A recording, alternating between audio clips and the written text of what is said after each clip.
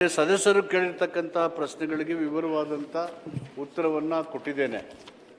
ಏನು ಏಳು ನಿಗಮಗಳಲ್ಲಿ ಹಂಚಿಕೆ ಆಗಿ ಬಿಡುಗಡೆ ಆಗಿರ್ತಕ್ಕಂಥ ಹಣ ಇದೆ, ಅದರಲ್ಲಿ ಭೌತಿಕ ಸಾಧನೆ ಎಲ್ಲ 7 ನಿಗಮ ಸೇರಿ 57,287 ಸಾಧನೆಯನ್ನು ಭೌತಿಕವಾಗಿ ಮಾಡಿದ್ದೇವೆ. ಅಂಬೇಡ್ಕರ್ ನಿಗಮದಲ್ಲಿ 73 ಕಸಬಲ್ಲಿ ಸುಮಾರು 10,041 ಸಾಧನೆ ಮಾಡಿದ್ದೀವಿ. ಅದಿಜಾಂಬದಲ್ಲಿ 9,609 ಮತ್ತು ಕರ್ನಾಟಕ ತಾಣದಲ್ಲಿ 5,500, ಸಫಾಯಿಕರರು 5,722 ಭೌತಿಕ ಸಾಧನೆ. ಕರ್ನಾಟಕ ಪರಿಶಿಷ್ಟ ಪಂಗಡ ಅಲೆಮಾರಿದಲ್ಲಿ 4,800. ಈ ರೀತಿ 57,287 ಭೌತಿಕ ಸಾಧನೆಯನ್ನು ಮಾಡಿದ್ದೇವೆ. ಸಾಧನೆ ಮಾಡಿಲ್ಲ ಅಂತಲ್ಲ, ನಮ್ಮ ನಿರೀಕ್ಷೆಗೆ ಅಂದರೆ ನಿಮ್ಮ ನಿರೀಕ್ಷೆ ವಿಪರೀತ ಇದೆ. ನಮ್ಮ ಬಡ್ಜೆಟ್ ಎಷ್ಟಿದೆ ಅಷ್ಟಕ್ಕೆ ನಾವು ಗುರಿ ಇಟ್ಕೊಂಡಿದ್ದೀವಿ, ಹಂಚಿಕೆ ಮಾಡಿದ್ದೀವಿ, ಅದನ್ನು ಸಾಧನೆ ಮಾಡಿದ್ದೀವಿ. ಅಲ್ಲಿ ಸಾಧನೆ ಆಗಿಲ್ಲ ಅಂತ ಹೇಳಿದರೆ ಎಲ್ಲ ಡೀಟೇಲ್ಸ್ ಆಗಿ ಅವ್ರು ಏನು ಕೇಳಿದ್ದಾರೆ ಸವಿವರವಾದ ಉತ್ತರವನ್ನು ಸುದೀರ್ಘವಾಗಿ ಕೊಟ್ಟಿದ್ದೀವಿ. ಮಾನ್ಯ ಸಭಾಪತಿಗಳೇ, ಈಗ ಒಂದು ಉದಾಹರಣೆ ಹೇಳೋದಾಯಿತು. ಈಗ ನೀವು ಹೇಳಿದ್ರಿ ನಮ್ಮ ನಿರೀಕ್ಷೆಗಳಿದಾವಂತೆ, ಯಾಕಂದರೆ ಹಿಂದುಳಿದ ವರ್ಗದವ್ರಿಗೆ ಕೊಡ್ತಕ್ಕಂಥದ್ದು ಸೌಲಭ್ಯಗಳನ್ನು ಅವರು ಸರಿಯಾಗಿ ಹೋಗ್ತಕ್ಕಂಥದ್ದನ್ನು ಆಗಬೇಕನ್ನೋದನ್ನು ನ್ಯಾಯಯುತವಾಗಿ ಕೇಳ್ತೀವಿ. ಆದರೆ ನೀವತ್ತು ಏನು ಹೇಳಿದಿರಿ, ನೀವು ಈ ಶಕ್ತಿ ಯೋಜನೆಗೆ ಒಂದು ಉದಾಹರಣೆ ನಿಮ್ಮದು ಹೆಂಗಿದೆ ಅಂತಕ್ಕಂಥದ್ದು. 2011 ಜನಗಣತಿ ಪ್ರಕಾರ ರಾಜ್ಯದಲ್ಲಿ 52 ಲಕ್ಷ ಪರಿಶಿಷ್ಟ ಜಾತಿ ಮತ್ತು 21 ಲಕ್ಷ ಪರಿಶಿಷ್ಟ ಪಂಗಡದ ಮಹಿಳೆಯರು ಇರುತ್ತಾರೆ. ಸಾರಿಗೆ ಇಲಾಖೆಯಿಂದ ನೀಡಿರುವ ಮಾಹಿತಿ ದಯವಿಟ್ಟು ಒಂದು ಸ್ವಲ್ಪ ಅಂಕಿ ಸಂಖ್ಯೆ ಹೇಳ್ಬೇಕಾಗ್ತದೆ. ಶಕ್ತಿ ಯೋಜನೆ 23-24 ಸಾಲಿನಲ್ಲಿ 183 ಕೋಟಿ ಸಂಖ್ಯೆ ಇದೆ ಕೊಟ್ಟಿದ್ದೀರಿ. 2024-25 ಸಾಲಲ್ಲಿ 244.65 ಕೋಟಿ ಕೊಟ್ಟಿದ್ದೀರಿ. 2025-26 ಸಾಲಲ್ಲಿ 183 ಕೋಟಿ 25 ಇದು ಕೊಟ್ಟಿದ್ದೀರಿ. ಸಂಖ್ಯೆಯ ಉಚಿತ ಟಿಕೆಟ್ಗಳನ್ನು ಮಹಿಳಾ ಪ್ರಯಾಣಿಕರಿಗೆ ನೀಡಿದ್ದೀರಿ ಅಂತ ಹೇಳ್ತೀರಿ. ಅದರಲ್ಲಿ SC/ST ಮಹಿಳೆಯರು ಸಹ ಸೇರುತ್ತಾರೆ. ಹಂಗಂದ್ರೆ ಅಲ್ಲಿ ಪ್ರಯಾಣ ಮಾಡಿದಂಥ ಮಹಿಳೆಯರಿಗೆ SC/ST ಅಂತ ಹೆಂಗೆ ಪರಿಗಣನೆ ಮಾಡಿದ್ರಿ? ನೀವೇನಾದರೂ ಟಿಕೆಟ್ ಕೊಡಬೇಕಾಯ್ತಂದ್ರೆ ನೀನು ST ತಗೋ, ನೀನು SC ತಗೋ ಅಂತ ಕೊಡೋಕ್ಕಾಗ್ತದ? ಇದು ಹೆಂಗೆ ನೀವು ಹೇಳಿದ್ರಿ? ಸಭಾಪತಿಗಳೇ, 2011 ಜನಗಣತಿ ಇದೆ. ಆ ಜನಗಣತಿಯಲ್ಲಿ SC ಸಂಖ್ಯೆ ಎಷ್ಟಿದೆ, ಅದರಲ್ಲಿ ವಿಮೆನ್ ಎಷ್ಟಿದ್ದಾರೆ, 53 ಲಕ್ಷ ವಿಮೆನ್ಸ್ ಇದ್ದಾರೆ, 21 ಲಕ್ಷ ST ಇದ್ದಾರೆ. ಅವರು ಹೋಗುವಾಗ ಅದಕ್ಕೆ ಸುಮಾರು 24% ಅಂತ ಅಂದಾಜು ಮಾಡಿ ಅದರ ಆಧಾರದ ಮೇಲೆ ಎಷ್ಟು ಟ್ರಿಪ್ ಇಷ್ಟೇ ಬರ್ತಾರೆ. ಅದು ಜಾತಿ ಪರಿಗಣಿಸಿಕೊಂಡು ಹೇಳ್ತಿದ್ರೆ ಎಷ್ಟು ಮಹಿಳೆ ಅಂತ ಹೇಳ್ತೀರಿ.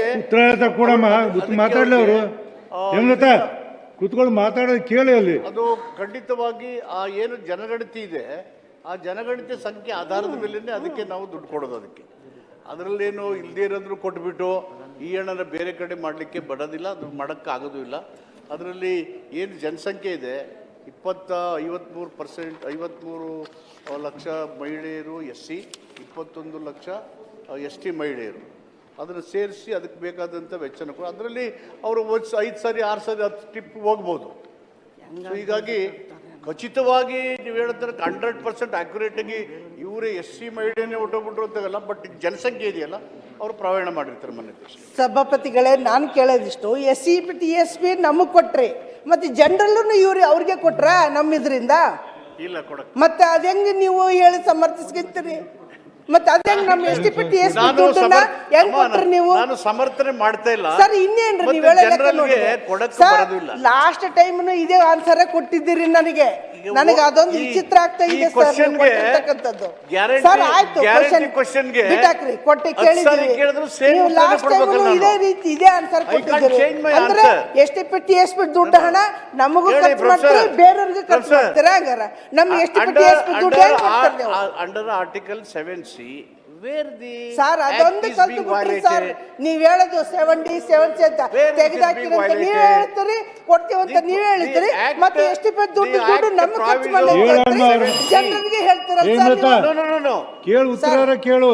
7C ಪ್ರಾವಿಷನ್ ಸೇಸ್ ಆ ಜನರಲ್ ಸ್ಕೀಮಲ್ಲಿ ಬರುವ SC/ST ಫಲಾನುಭವಿಗಳಿಗಷ್ಟೇ ಕೊಡಬೇಕು. It's a provision of the act which is passed in both the house of the assemblies.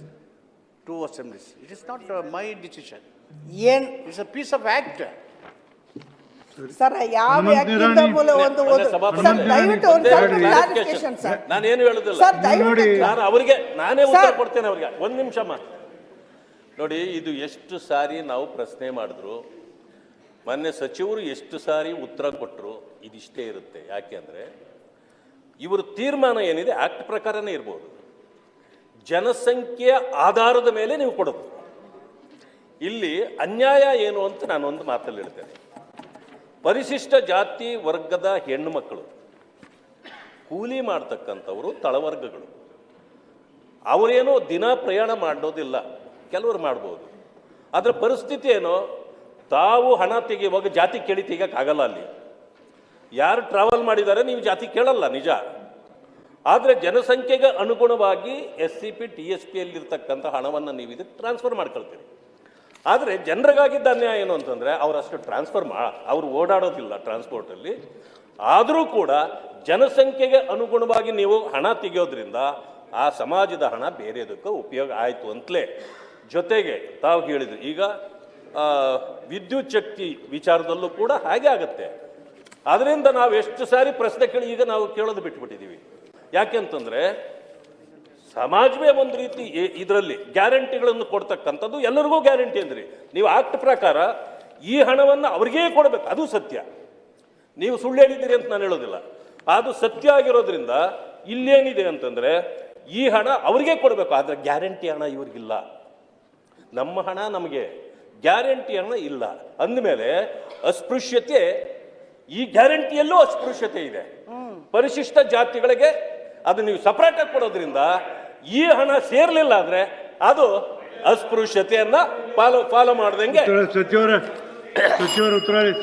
ಮಾನ್ಯ ಸಭಾಪತಿಗಳೇ, ಮಾನ್ಯ ವಿರೋಧ ಪಕ್ಷದ ನಾಯಕರು ನಾವು ಎಲ್ಲ ಜೊತೆಯಲ್ಲಿದ್ದಾಗ ಜೊತೆಯಲ್ಲಿ ಬೇಕಾದಷ್ಟು ಸಭೆ ಸಮಾರಂಭಗಳನ್ನು ಮಾಡಿದ್ದೀವಿ, ಜಾಗೃತಿ ಮೂಡೋ ಕೆಲಸ ಮಾಡಿದ್ದೀವಿ, ಹಕ್ಕುಗಳಿಗಾಗಿ ಹೋರಾಟ ಮಾಡಿದ್ದೀವಿ. ನಾವೆಲ್ಲ ಜೊತೆಗೆ ಹೋಗಿದ್ದೀವಿ. ಈಗಲೂ ಕೂಡ ಎಸ್ ಸಿ ಸಾಮಾಜಿಕ ನ್ಯಾಯ ಬಂದ್ಮೇಲೆ ಇಲ್ಲ, ಈಗಲೂ ಜೊತೆಲೇ ಇದ್ದೀವಿ ಇಶ್ಯೂನಲ್ಲಿ, ಅದ್ರ ಬಗ್ಗೆ ಡೌಟ್ ಇಲ್ಲ. ಬಟ್ ಇಲ್ಲಿ ಅಸ್ಪೃಶ್ಯತೆ ಗ್ಯಾರಂಟಿ ಅದರಲ್ಲಿ ಮಾಡೋಕ್ಕೆ ಬರೋದಿಲ್ಲ. Article 17 removes untouchable practice of untouchability.